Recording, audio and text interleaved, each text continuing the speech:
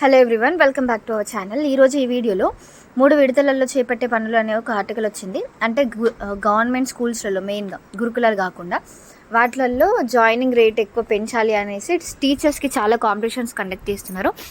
ఆ కాంపిటీషన్స్కి cash prize కూడా ఉంది.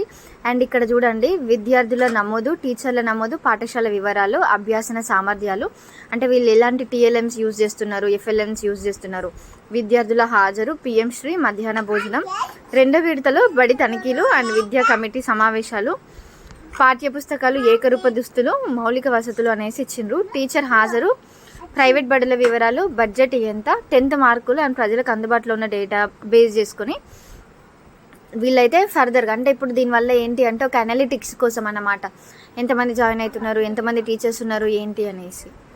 నెక్స్ట్ 2వ ఆర్టికల్, యజమాన్యాల వారీగా కాలేజీలను అయితే తీసేస్తున్నారు. సోషల్ వెల్ఫేర్ దగ్గర నుంచి చాలా వరకు కాలేజెస్ అన్నీ కూడా రిమూవ్ చేస్తున్నారు.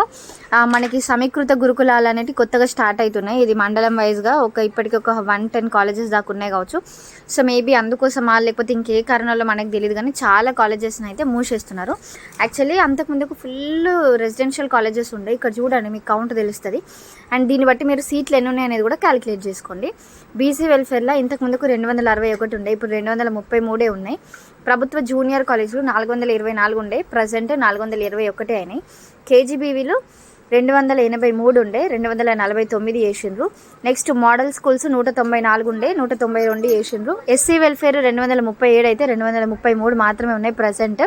మైనారిటీ గురుకులాలు 204కి 188 మాత్రమే ఉన్నాయి. గిరిజన గురుకులాలు 125కి 114 మాత్రమే ఉన్నాయి. సో వీటన్నింటినీ రిమూవ్ చేస్తే దగ్గర ఒక 110, 115 అట్లా వస్తుంది. అంటే ఈ రిమూవ్ చేసి మళ్ళీ మనకి సమీకృత గురుకులాలని యాడ్ చేస్తారు అనుకుంటా, ఎందుకంటే బడ్జెట్ కూడా ఎక్కువ అవుతుంది గవర్నమెంట్కి కూడా.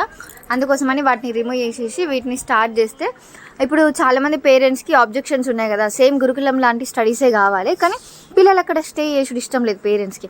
సో అందుకోసమని ఒక ఇంటెన్షన్ తోటి ఈ సమీకృత గురుకులాలను, అండ్ మీరు సాయంత్రం వరకు ఫుడ్, మార్నింగ్ అవన్నీ ఉంటాయి, బట్ ఈవినింగ్ మళ్ళీ మీ పిల్లల్ని మీరు డే స్కాలర్స్ లెక్క తీసుకెళ్ళిపోవచ్చు అన్నమాట. నెక్స్ట్ 2 మండలానికి తెలంగాణ పబ్లిక్ స్కూల్స్ ప్రయోగాత్మకంగా మంచం, వంగూరు ఎంపిక అనేసి తెలియజేసిండ్రు. సో ఇది ఎడ్యుకేషన్ అప్డేట్.